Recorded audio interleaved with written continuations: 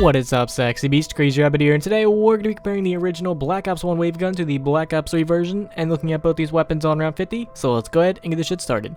So you guys should know by now, the first thing I'm going to do is let you guys watch and listen to all these weapons, both the Unpack-a-Punch and the Pack-a-Punch versions, just so you guys can get a feel for them, so here you go.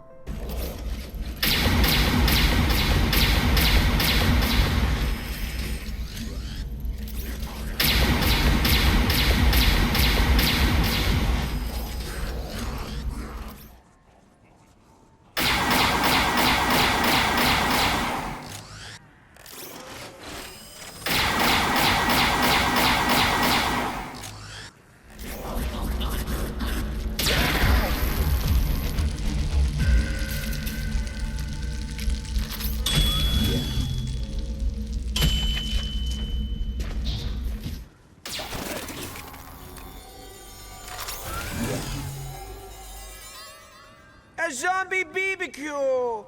Wunderbar!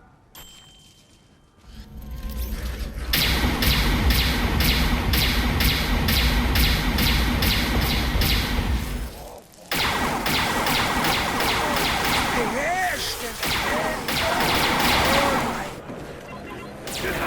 Hands off, zombie!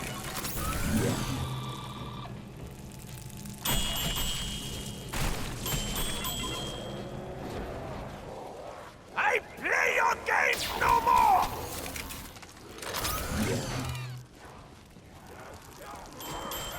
Ein Zombie-BBQ! Wunderbar!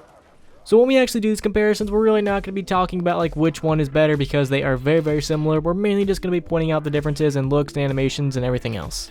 So the first weapons we're going to be taking a look at is going to be the dual-wield zap guns. I lined both these up side by side and I start shooting at the exact same time.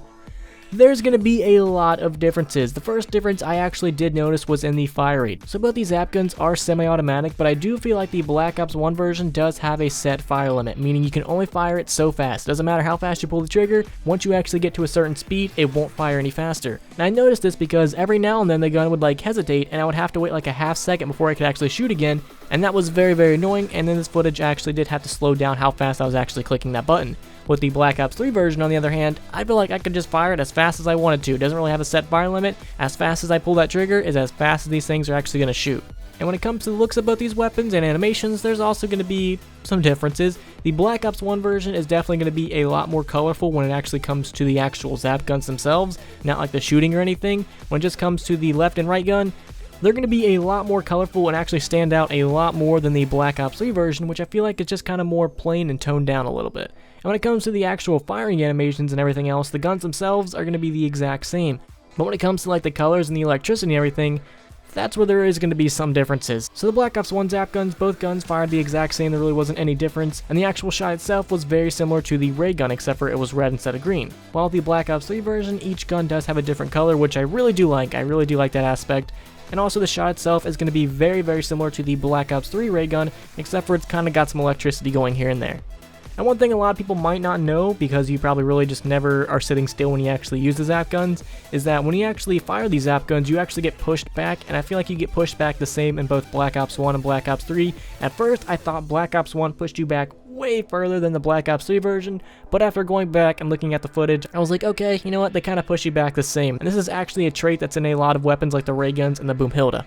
Alright, and lastly, before we actually get to the upgraded versions, let's take a look at the wave gun itself. And really the only difference I noticed between the original and the newer wave gun is the looks of it, like the looks of the actual weapon itself. What it can do, what it does to the zombies, it's all going to be the same. Really the only difference I noticed was the actual looks and colors of the gun. The Black Ops 1 version, again similar to the zap guns, is going to be a lot more colorful and a lot more noticeable. It's really going to stand out. While with the Black Ops 3 version, it's a little bit more dulled down and a little bit more plain. It really doesn't stick out, and in my personal opinion, I think the Black Ops 1 versions look a lot better than the Black Ops 3 version. When it comes to like the animations and like the actual firing, I gotta give it to the Black Ops 3 version, but like when it comes to like just the weapons themselves, I definitely have to say the Black Ops 1 wave gun looks so much better than the Black Ops 3 version. The Black Ops 3 version feels more curved and bubbly for some reason, while the Black Ops 1 version, I feel like it's more defined and more sharp. But other than that, when it comes to wave gun, there's really no difference at all. The animations, the reload time, it's all going to be the exact same. So now let's go and take a look at the upgraded versions of both these weapons, both the zap guns and the wave guns, and the same differences that you had with the upgraded versions, you're going to find with the upgraded versions. There really isn't any difference whatsoever. Both these weapons are going to be very, very similar, and Treyarch did a really good job of keeping the wave gun the wave gun. So when it comes to the zap guns, when you actually upgrade the Black Ops 1 version, the shooting animation really doesn't change whatsoever, it kind of stays the exact same. While with the Black Ops 3 version, when you actually do pack punch it, instead of shooting one blue and one red stream, it's actually both going to be purple, and I kind of wish they did actually keep different colored ones. I prefer the different colored ones than both being purple. It makes the gun unique, and it makes it stand out a little bit more, and plus it looks a lot better. But when it comes to like the fire rate, the same problem with the upgraded versions is going to be with the upgraded ones. I feel like the Black Ops 1 does have like a set fire rate, while with the Black Ops 3 version, I feel like you can fire it as fast as you can pull the trigger.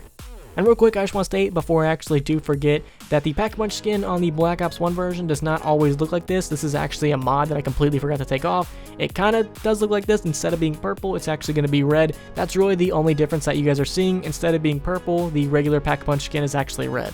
And when it comes to the wave gun, it's going to be the exact same as the unupgraded ones. There's really not going to be any difference whatsoever. And my thoughts about how it looks are still going to be the same. I feel like the Black Ops 3 version looks more rounded and more bubbly, while with the Black Ops 1 version, I feel like it's more sharp and way more defined than the Black Ops 3 one. Alright, so now that we have all the boring comparisons out of the way, let's go and take a look at both these weapons on round 50, and there are some differences that I actually do want to point out. But let's go ahead and just talk about, in general, the wave gun. So the wave gun is definitely a fantastic wonder weapon to have. It's always going to kill, whether using the zap guns or the actual wave gun itself. It's always going to kill no matter what. And since you kind of have two wonder weapons in one, it can kill a lot of zombies. The wave gun is definitely capable of killing an entire train of 24, while with the zap gun, it's a one-shot, one-kill. It doesn't have like the Wonder Waff effect or anything like that, so if you shoot one zombie, it's not going to electrocute all the zombies around it. It's going to kill one zombie per one shot. Now, the wave gun isn't a perfect wonder weapon. There are some downsides to it. Number one, it does not create drops, and that makes going to high rounds on Moon very, very difficult, because eventually you're just going to run out of ammo. There's really no way to get a max ammo on high rounds. I mean, you can hack drops, but since the wave gun doesn't create drops, once you get to a high enough round, the ray gun won't do anything, and really your only hope is the Gerst device, and if you don't get a drop from the Gerst device, you're kind of fucked. So that can make going to high rounds on Black Ops 1 Moon very, very tedious. And also, the wave gun does not affect the astronaut. Whether you're using the actual wave gun or the zap guns, it does no damage to him whatsoever. Your best bet is, if you're playing on Black Ops 1, to use the ray gun. If you're playing on Black Ops 3, use virtually almost any gun, because Black Ops 3 weapons are actually pretty fucking good.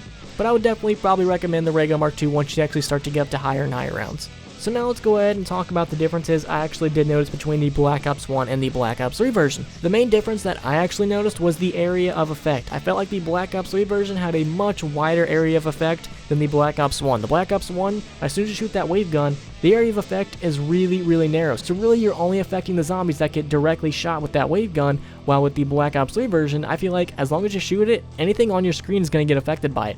It really does have like a wide range of effect, and that was just like the first thing I noticed about the Black Ops 3 version, was that anything on your screen will get affected by the wave gun, while with the Black Ops 1 version, the zombies kind of have to be directly hit with that wave to actually be affected.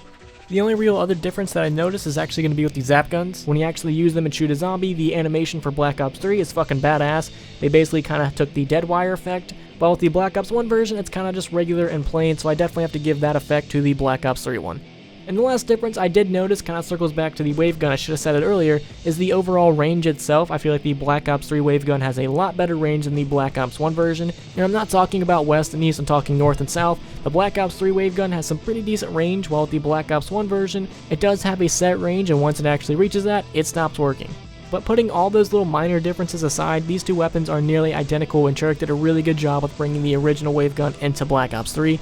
The only thing that I wish they would have changed is, I wish you could create drops now, similar to what they did with the Thunder Gun. I wish the Black Ops 3 version would actually create drops, and no, Widow's Wine grenades don't count. I want some actual drops. I feel like the wave gun would have been such a better wonder weapon, and would have been a lot more fun to use with the hacker if you could actually create drops with it. So I'm very curious to know, which one do you guys like better? Not which one do you guys think is better, just which one do you guys happen to like more, whether it be in looks, animation, sound.